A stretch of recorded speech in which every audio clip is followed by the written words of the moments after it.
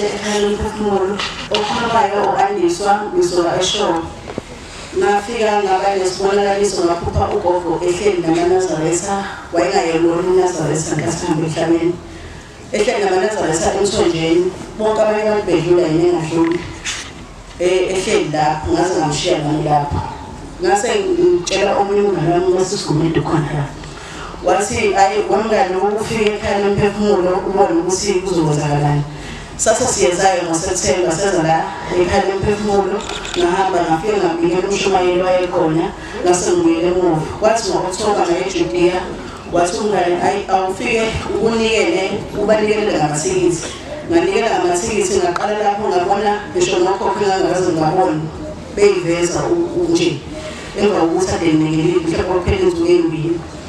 Emva kwalokho-ke ubuyile ugogo manje ngoba kuJanuwari.